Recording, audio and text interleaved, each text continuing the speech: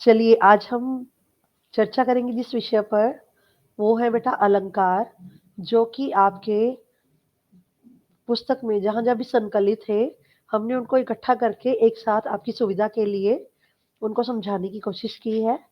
तो देखिए पहले अलंकार क्या होता है? ये बेटा आपको भी पता है कि जब भी कोई स्त्री या पुरुष गहने पहनता है, तो उसकी जो सुंदरता होती है, वो कई गुना बढ़ जाती है। तो अलंकार का अभिप्राय होता है आभूषण। और इसी तरह से ही जब जो कविता है, आपने देखा उसमें कितनी अ, जो मन को आकर्षित करती है, कितनी सुंदर लगती है। तो उसमें शब्दों का और जो अर्थ होते हैं, उसका प्रयोग करके काव्य की सुंदरता को बढ़ाया जाता है। उसे हम अलंकार कहते हैं। चलिए एक बार परिभाषा देखते हैं। अलंकार का अर्थ है आभूषण। जिस साधन से काव्य की सुंदरता बढ़ती है, उसे अलंकार कहते हैं। तो अलंकार बेटा 2 तरह के होते हैं, शब्दालंकार, अर्थालंकार। अब इनके बारे में एक-एक करके चर्चा करते हैं। देखिए, पहले आपके शब्दालंकार। शब्दालंकार के अंतर्गत आपकी आपके जो इस बार बोर्ड की परीक्षा में आने हैं, वो केवल 3 ही हैं। अनुप्रास अलंकार, यमक अलंकार, श्लेष अलंकार। और अर्थालंकार के अंतर्गत आपके उपमा-अलंकार, रूपक अलंकार, उत्प्रेक्षा अलंकार, मानवीकरण अलंकार और अतिशयोक्ति अलंकार आते हैं।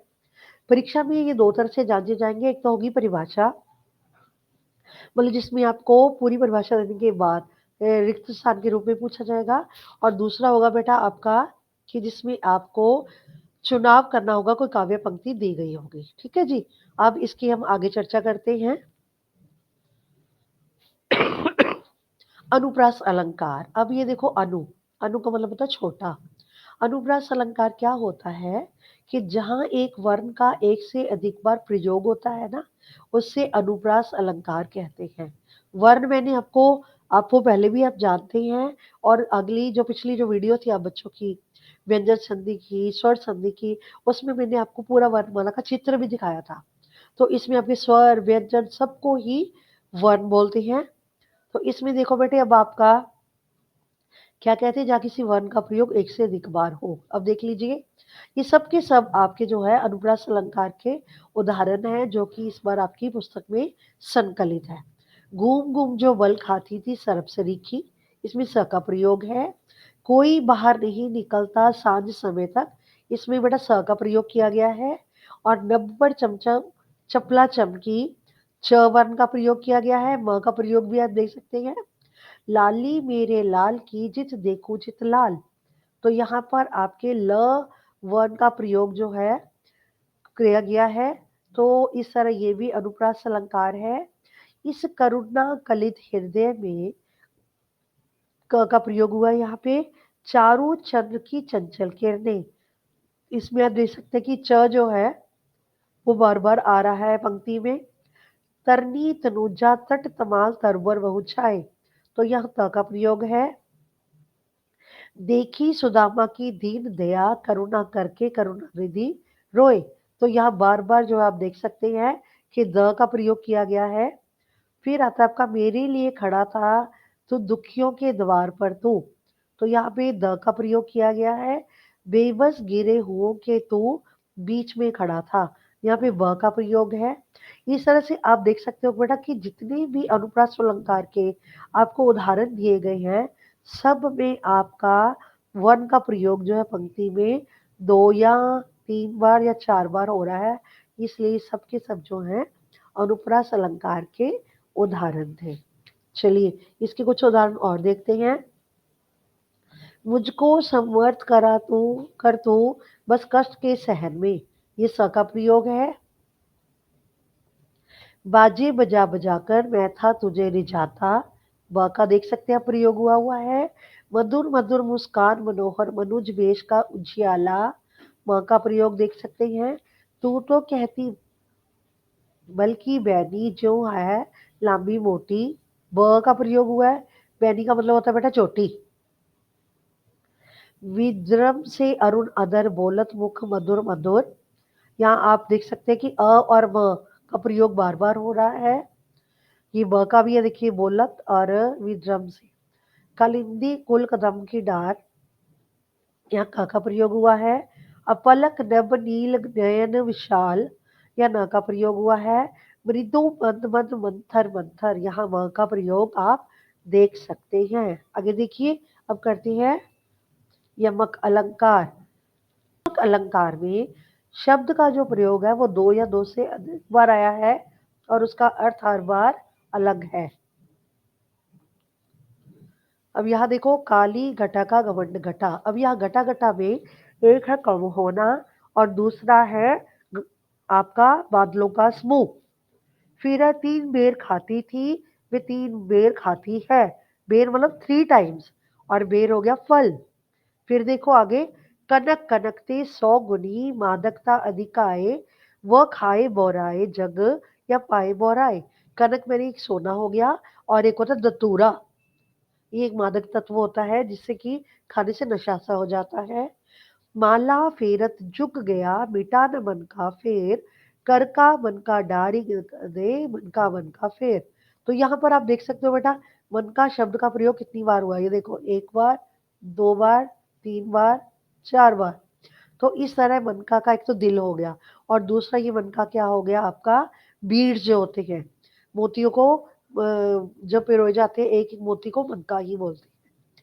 फिर वह पाकर एक धोती, प्रतिदिन उसे धोती। एक धोती हो गया साड़ी, वस्त्र हो गया, और दूसरा हो गया क्रिया। फिर देखो, कबीरा सोई पीर है जो जानी पर पीर। तो पीर का मतलब हो गया, एक तो पीर हो गया जो पीर होते हैं, तो जहाँ पे माथा वगैरह आप देखते जाते हैं, और दूसरा होगा पीड़ा। तो ये पीर के आपके दो अर्थ निकल आते हैं। कहे कवि बेनी, बेनी ब्याल की चुराई लेनी। एक बेनी कवि का नाम है, और दूसरी बेनी जो है वो चोटी को कहती है। फिर देखो आगे, मन ना फिरावे अपना, कहाँ फिरावे मोहे मोही। फिरावे मतलब बदलना, अपना मन बदलना नहीं है, और दूसरों को भटकते हुए भटकते रहना, कि मन में परिवर्तन आ जाए। अब आगे देखो, ये आता है आपका श्लेष अलंकार। तो यमक अलंकार में जब हम कहते हैं कि शब्द का प्रयोग दो या दो से अधिक बार, लेकिन अर्थ अलग अलग, और यहाँ पे क्या है, शब्द का प्रयोग केवल एक बार है, लेकिन उसके अर्थ जो है वो एक से अधिक होते हैं। अब देखिए, मधुबन की छाती को देखो, सूखी इसकी कितनी कलियां। एक कलियां फूल वाली हो गई, और दूसरा यौवन अवस्था हो गई, कि मतलब वो फूल बनने से पहले कली जो थी वो मुरझा गई, और दूसरा की यौवन अवस्था में जो है उसको कलियों की संज्ञा दे दी गई। कलियों को यौवन अवस्था इसमें दर्शाई गई है। आगे देखिए, पानी गए न उबरे मोती मानो चुन। अब पानी का प्रयोग किया है, एक तो चमक, ये इज्जत, और ये आपका पानी जो है, चून में भी किस तरह प्रयोग किया जाता है आपको पता ही है। लूट लिया माली ने उपवन, यहाँ माली क्या है, एक तो रखवाला हो गया बाग का, एक ईश्वर को कह दिया। मंगन को देखी पट देत बार बार है। पट का मतलब हो गया यहाँ पे कपड़ा और दरवाजा। फिर आता है बेटा, जो रहीम गति दीप की। दीप होता है, एक तो दीपक हो गया, चिराग जिसको बोलते हैं दीपक, और एक घर का बेटा हो गया। कुल कपूत गति सोए, बारे उजियारे करे, बड़े अंधेरो होए। जिस तरह से दीपक की लौ जो बढ़ती जाती है तो उजाला करती है, इस तरह जो घर का बेटा है वो अच्छे काम करके वंश को जो है उसका नाम रोशन करता है। और अगर वो कपूत निकल आता है, अच्छे कार्य नहीं करता, तो उससे क्या, कुल का विनाश हो जाता है। फिर देखिए, मेरी बवादो हरो, राधा नागिर सोए। बवादा का मतलब होता है बहुत मेरे संसार, कि इसमें बिहारी जी क्या कहते हैं कि संसारी कष्टों को दूर करो। जिस तरह राधा जो है उसका प्रतिबिंब जब कृष्ण पर पड़ता है तो हरे रंग की हो जाती है, हरे रंग में नजर आने लगती है। तो इस तरह बेटा जी ये जो है यहाँ पे हरित एक संकटों को दूर करना है, और दूसरा हरे रंग को संबोधित किया गया है। इस तरह से श्लेष अलंकार में आपके शब्द का प्रयोग एक बार होता है, लेकिन अर्थ जो है वो अलग अलग होते हैं। अब आगे देखिए, अब आगे आपका उपमा अलंकार। उपमा अलंकार, उपमा का मतलब होता है तुलना। जहाँ किसी व्यक्ति वस्तु की तुलना किसी अन्य व्यक्ति वस्तु से किसी समानता के आधार पर की जाए, वहाँ उपमा अलंकार होता है। अब इसमें बेटा क्या है कि अब देखिए, समय शिला सा जम जाएगा। अब वक्त जो है उपमेय होता है जिसकी हम बात कर रहे हैं, और या आप कह सकते हो उपमेय होता है जिसकी तुलना की जाती है, और उपमान होता है जिससे तुलना की जाती है। अब उपमा अलंकार में ये आपके वाचक शब्द होते हैं सी, सा, सम, सरी, सरीका। तो यहाँ देखिए समी, शिला, सा जम जाएगा। इसकी अपनी निशानी क्या रखनी होती है उपमा अलंकार में? ये देखिए एक तो योजक आता है, और दूसरा इसके बाद जितने भी ये वाचक शब्द हैं, इनमें से किसी न किसी का प्रयोग जो है किया जाता है। तो इसमें से भी आप उपमा अलंकार की पहचान कर सकते हो। ये देखिए अब सा का प्रयोग है। ये देखिए अरविंद से, ये आ गया से। काली सड़कें तारकोल की अंगारे सी जली पड़ी थी, सी आ गया। एक रम्य उपवन था, नंदन वन सा सुंदर, सा आ गया। नंगे नंगे दीर्घकाय कंकालों से वृक्ष खड़े थे, से आ गया बेटे।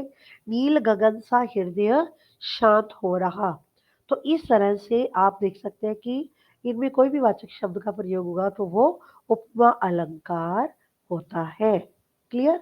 अब आगे देखो बेटा इसके। काडत गोहत नहावत ओछत नागिन सी हुई लोटी। अब नागिन सी, ये देखो सी का प्रयोग हो गया।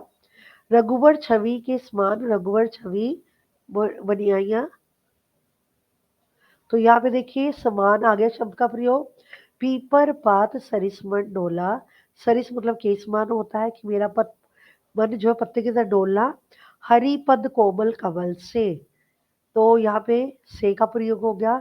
इस तरह आपके उपमा अलंकार में सी, सा, सम, सरिक, सिका का प्रयोग होता है। क्लियर? अब आते हैं बेटा अगला जो आपका है वो आता है रूपक अलंकार। पहले ये देखिए, उपमेय होता है जिसकी हम बात कर रहे हैं, उपमान होता है जिसके साथ हम तुलना करते हैं, या उपमेय जिसकी तुलना की जाती है, जिससे तुलना की जाती है। लेकिन यहाँ पे क्या है कि रूपक अलंकार में राम रतन जैसे लिखा हुआ है यहाँ पे, कि हम जो है जिसके बारे में बात करते हैं और जिससे उसकी तुलना करते हैं, ठीक है, उपमेय ही उपमान हो जाता है, मतलब दोनों को एक समान कर दिया जाता है। अब पहले डेफिनेशन देखो। जहाँ बहुत अधिक समानता के कारण उपमेय में उपमान का अभेद आरोप किया जाए, वहां रूपक अलंकार होता है। अभी देखिए, इसके अलावा ना आप रूपी शब्द का प्रयोग भी कर सकते हो। जैसे व्याख्या भी करते हैं ना, देखो, पायो जी मैंने राम रतन धन पायो। राम रूपी रतन, आपको पता है राम भगवान जी का नाम है, लेकिन वो रत्नों के समान उनको मान लिया। ठीक है, राम रूपी रतन की प्राप्ति हो गई। तो ये देखो, ये आपका है रूपक अलंकार। रूपी से आपका रूपक बनता है। और इसमें भी बेटा ये योजक चिन्ह लगे होते हैं। बस आप ये भी देख सकते हो कि अगर तो सीसा सम सरिस है तो उपमा अलंकार में आपका योजक लगा होता है। यहाँ पर सीसा सम सरिस में मतलब वाचक, वो वाचक शब्द नहीं लगे होते। पर देखिए, पर नर व्याघ्र सुयोधन। तो यहाँ पे देखिए नर रूपी ये शिकारी। अब देखो, चरण कमल बंदो हरि राही। चरण रूपी कमल। फिर है गुरु पद पंकज सेवा। पंकज क्या होता है, किसका प्रवचन है? ये कमल का। ठीक है, कमल रूपी चरण। मन सागर मनसा लहर बुढ़े बहे अनेक। मन रूपी सागर। मैया मैं तो चंद्र खिलौना लहे। तो चंद्र रूपी खिलौना। चरण सरोज पखारन लागा। सरोज क्या होता है? ये भी कमल का पर्यायवाची है। चरण रूपी कमल को पखारना क्या होता है? धोना। अंबर पनघट में डुबो रही तारागढ़ उषा नागरी। अंबर रूपी पनघट। पनघट क्या होता है? जहाँ पे महिलाएं जो पानी आदि भरने जाती थी। तो इस तरह से रूपक अलंकार में उपमेय में उपमान का अभेद किया जाता है। क्लियर? चलिए अब आगे करते हैं। ये आता है बेटा आपका मानवीकरण अलंकार। मानवीकरण अलंकार बहुत ही आसान होता है। इसमें जो आपके नेचुरल ऑब्जेक्ट्स है, जैसे देखो आपकी फूल हो गई, कलियां हो गई, सागर हो गया, जो भी गॉड मेड है, परमात्मा ने जो बनाए हैं, मतलब जो जड़ पदार्थ है, जड़ का पता है ना आपको, जो कि हिलडुल नहीं सकते, तो लेकिन उनको हम मानव की तरह कोई भी कार्य करते हुए दिखाते हैं, जहाँ जड़ पदार्थों पर मानवीय भावनाओं का आरोप हो। अब देखो, इस सोते संसार बीच, कवि क्या कहता है कि संसार सो रहा है, जगकर सजकर रजनी बोले। रजनी किसका पर्यायवाची है? रात का। कि मतलब रजनी जो है, रात्रि जो है, अब देखा ना रात कितनी खूबसूरत होती है, कहता कि रजनी बोले, अब रात बोलती तो नहीं है, लेकिन कवि की कल्पना है। तो इस तरह से कवि ने प्राकृतिक जो साधन होते हैं, उनको मानव की तरह व्यवहार करते हुए दिखाते हैं। आगे देखिए, कलियां दरवाजे खोल खोल। कलियां मतलब जो कलियां हैं जब झुरमुट में ही मुस्कुराती हैं।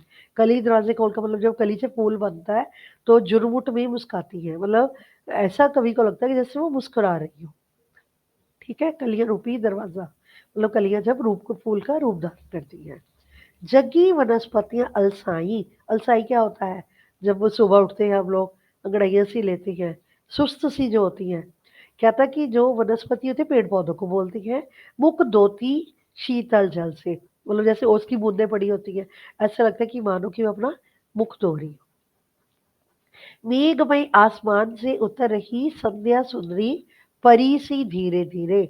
संध्या शाम को बोलते हैं कि बादलों से क्या है कि आसमान से मतलब ऐसे लगता है जब शाम का दृश्य होता है, संध्या का दृश्य तो जैसे बहुत खूबसूरत लगती है।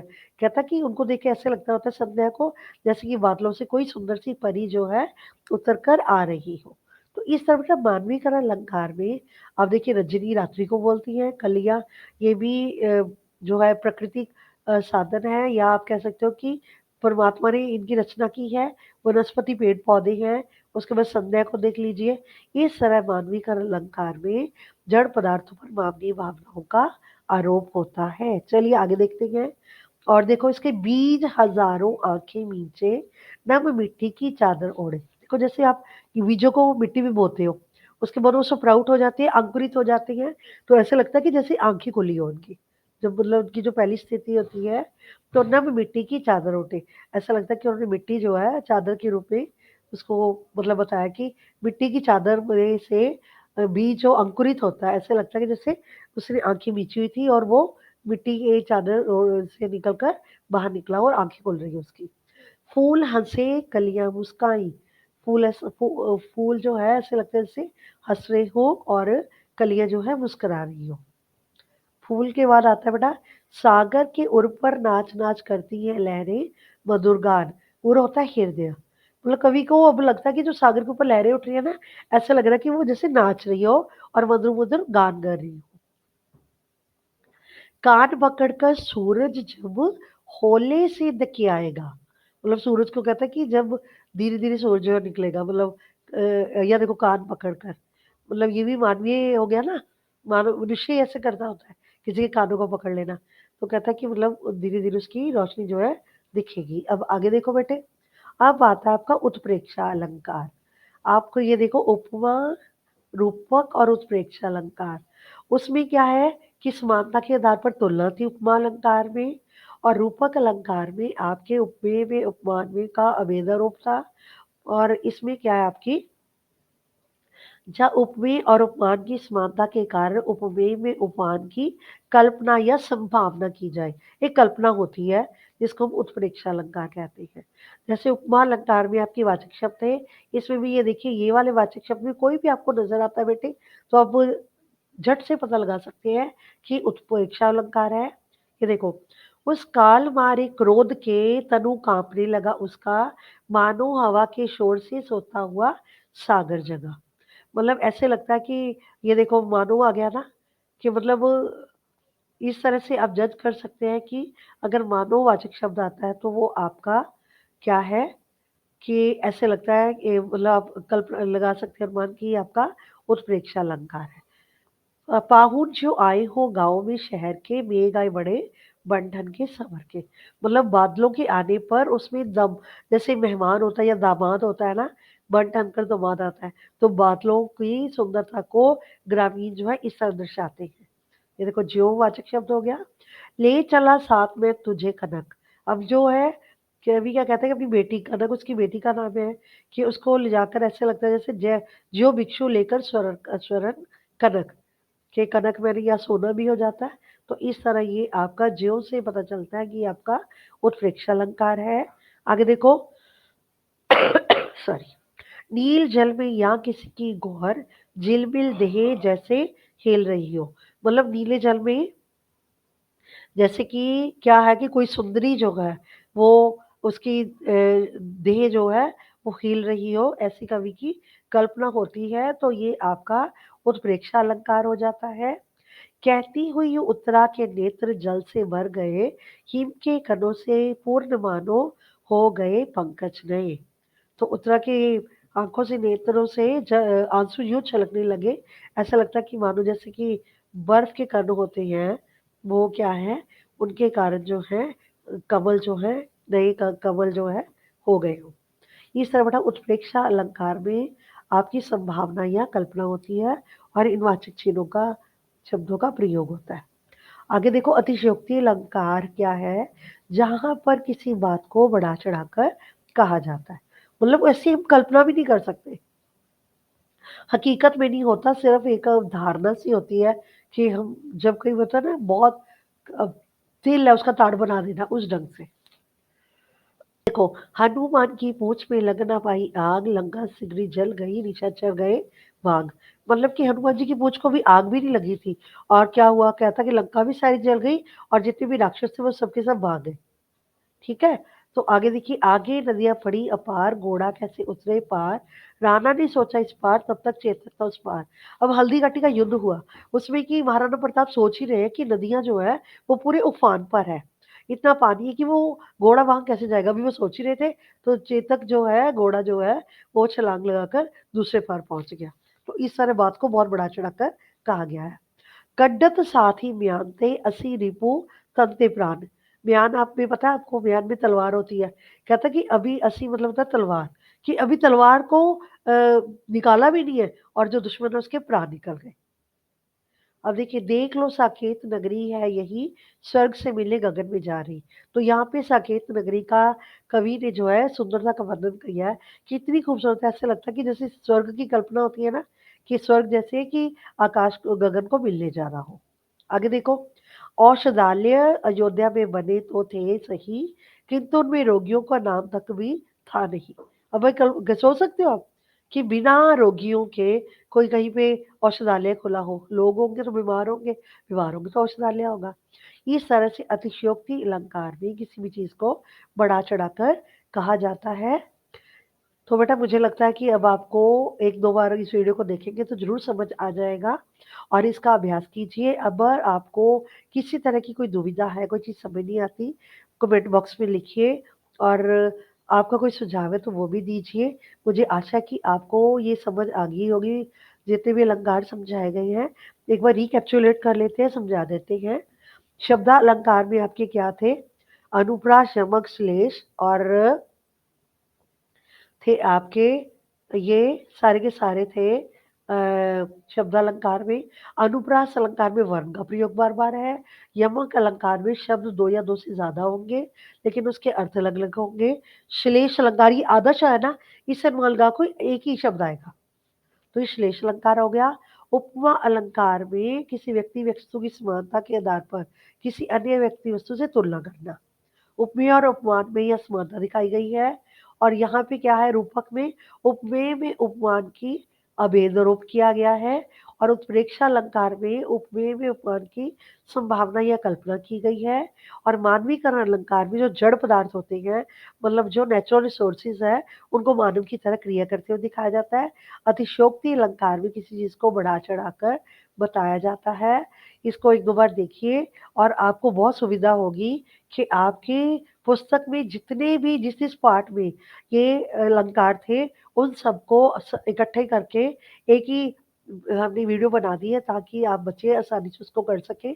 आपने जो पहली भी वीडियो देखी रचना के आधार पर या वाक्य भेद या अर्थ के आधार पर वाक्य भेद या स्वर संधि करवाई गई, व्यंजन संधि करवाई गई, तो सारी की सारी आपको बार-बार ढूँढने की आवश्यकता नहीं पड़ेगी। आप इसको देखेंगे तो आपको ज़रूर समझ आ जाएगा। धन्यवाद।